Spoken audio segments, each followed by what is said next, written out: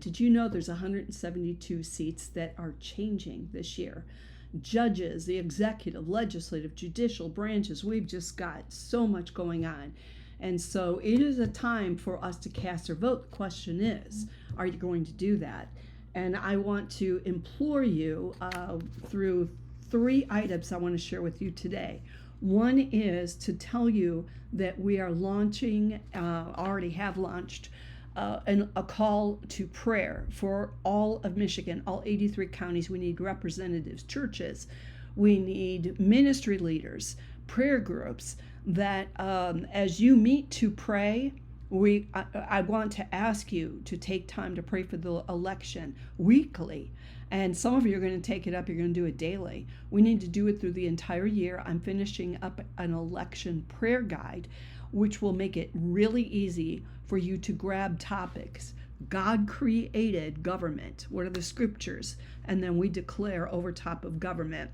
God is a ruler. Well, what does the word say? And we declare Michigan, he's the ruler. Jesus is also a ruler. Where are the scriptures for that? And we declare that out. You'll be able to grab the topics, you'll be able to grab scriptures, you'll be able to pray them out. It's as simple as that, 5 minutes a week. But we need the entire year covered. Why? Because we're changing the wineskin and changing the way that Michigan operates. And we must be a state that reflects the creator of government, and that everything in this state operates out of a godly way.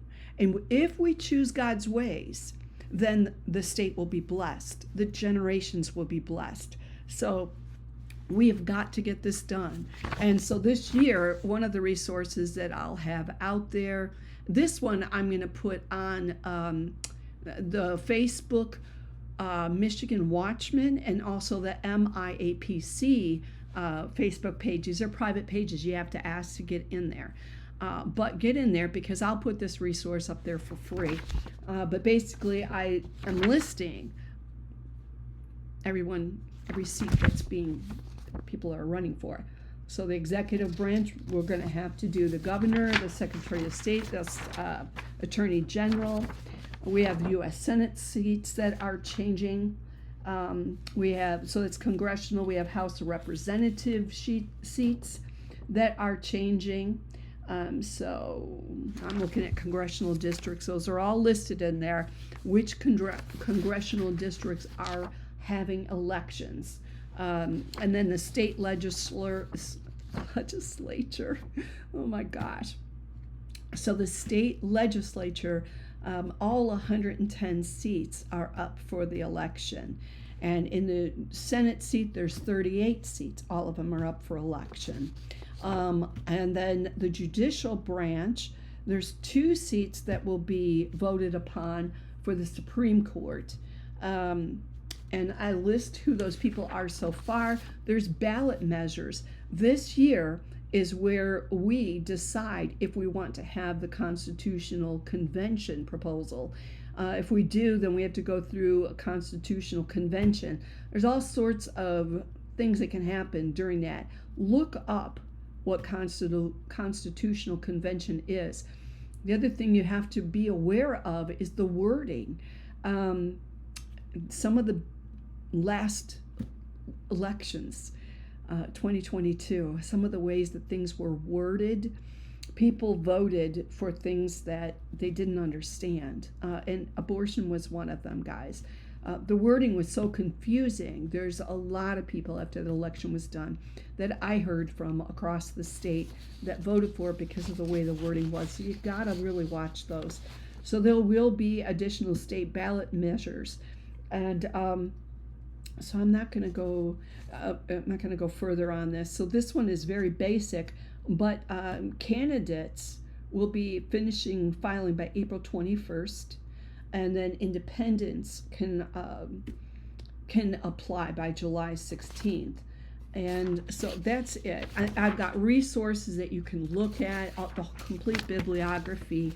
And this is going to change over time. So you can use those websites to identify what is changing. So 1, We talked about prayer. We need to have all of the state, everybody get their hands on to be praying. But Michigan, it also requires action. I think the last 6 years has really helped charge the people of God to a place of where it's not simply by prayer, it's actually by action too. And we can't just be hearers of the word, we actually need to be doers as well. So I want to encourage you that way. And I'm going to show with you this voting election resources. For probably 25 years or more, I've provided election guides, and I just go out there and I find, what does CTV have? What does Right to Life? What does Michigan Family Forum? What is the Detroit News? What's the Free Press? I look at all of them, and I want the candidate guides to help tells me, who are you and what are you for? It's harder to get that information, but I work at it. So the last couple years, I wound up putting together a voting guide that the way that it's laid out, I thought I'm going to keep this the same. In here, I provide you with a number of links and encouragement of how you can get involved from start A to Z. Even for pastors, what can you do with being a 501c3? What can you do? What's legal? I've got all the links in here. So, for example, I've got tools for engagement, encouraging people to vote. How do you do that? I've got the tools, the apps, and the how-tos on do that. How do you help with getting the voter rolls cleaned up? What about voter drives and helping others to the polls? Sounds like a lot of work, but I guess what we do need to know is we are to steward. I am responsible to steward my home, my neighborhood, my community, township, county, and fortunately I get to serve the state as well. So how do you do that? This has got all the information. It's really easy to get simple information and start to do it. I have 4 or 5 apps that I actually use on my phone that helps me know which of my neighbors may not be voting. And if I choose to, I could engage with my community more to help people vote, including driving them. I don't tell them who to vote for. I just encourage them. There's ways you got to do it. You got to follow the rules. So who can shift an election? Seniors is one of them. Men, because there's such a shortage of them voting. And so where is that information? Who said it? And why did they say it? And how can we change it? So anyway, there's more under that. And then I took the Courage Tour and I shared some just key information. One of my favorite people, oh my gosh, it's like David Barton Wall Builders, Chad Conley. They all have websites. They all have got great information. I just want you to have a one-stop shop for you to be able to see, where is the information? I want to hold a citizen class. I just want to attend one. All of it is in here, guys. So, but I provide quite a few faith resources that helps people on school boards, pastor resources. What about information for the preborn and to try to help swing that?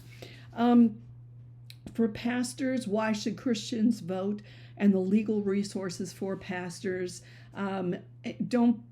We do not want as Christians to stick our head in the sand. My generation back would have stuck their head in the sand and not discussed or dialogued about issues. I didn't do that. I got involved. I became a precinct delegate, and I did that like in my 20s and got introduced to some of these processes. I am not political. I'm governmental. God is government. God has statesmen. He has kings. He has priests. But you know what? You and I are just that. So my job, I work to understand, even to help influence righteous government. So anyway, but where do you vote? Getting where to vote, telling people to vote. Listen, it's not that hard. You can get the booklet. The links are right in here. Buy it online. You can click these links. You can copy paste the links. You can send them to your friends. Where do you get the voting information? I tell you that. If you're going to be a poll worker, you want to be a paid poll worker. And the state provides all this. So if you have a county, Wayne County, for example, you have to have an equal amount of Republicans and Democrats. Or independent. As far as I know, they only do the Dems and the Republicans. But you have to have an equal amount serving. They don't.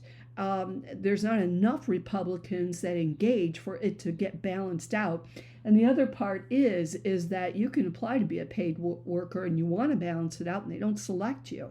So where do you get information in order for you to see how to deal with all of that? It's here. So voter guides, the elected officials, how to hold an in-person voter drive, Michigan election timelines, all of it. It's just links in the state.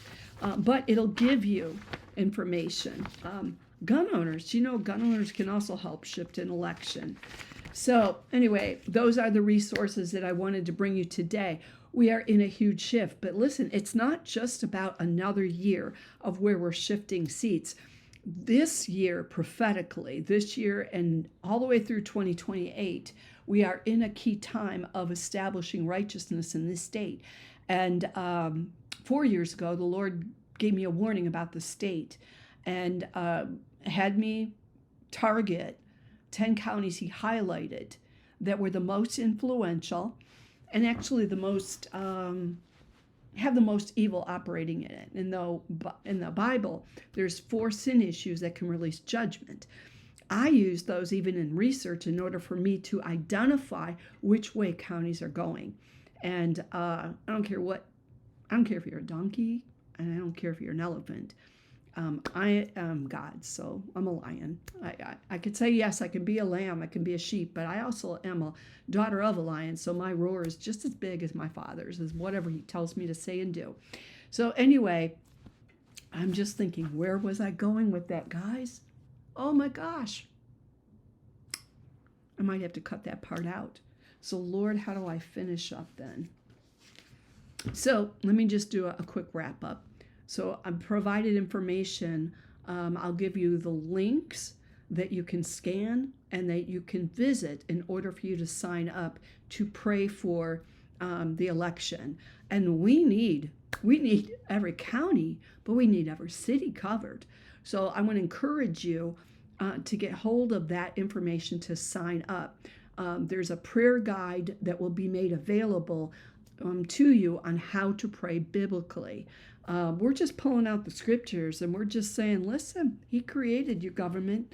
We will have government established according to God's justice and his righteousness. In Jeremiah 1:9-10, I can declare and say, Lord, that the hidden plans of the enemy, the schemes and the things that Satan wants to try to bring in to kill, steal, and destroy in this day, I say that your time has done. I declare that the blessings of God for life, the government is to operate that is good for the people, that it represents truth and righteousness. Michigan will be a state that operates in truth, and it will first start with the truth of God, Jesus Christ, our chief cornerstone. And every place where there's a government building, I declare over those capstones that Jesus Christ is your capstone. I break off and I bind the works of evil that are trying to come in. We will not put on people what Satan tries to do. We declare and say that Satan's ways will be exposed. We declare that light does not go out, that darkness bows to light. And we say that the light of Christ in us and us being the salt of the earth, that we will continue to advance the kingdom of God. And we declare this and make it known to this mystery of the kingdom of God to the powers of principalities, that the kingdom of God is advancing in this state, and the kingdom of darkness, you are leaving. And people and governments, education, judges, all of it. If you are operating as a kingdom of darkness, we are here to tell you that you're being transferred into the kingdom of light. God's government will never end, and his glory will fill the earth as the waters cover the sea. So guess what? Michigan, Great Lakes, you are in your greatest overtaking. We say Michigan belongs to God, and God has said himself as well, Michigan belongs to him. Okay, let me stop there. God bless you. So good to be with you today.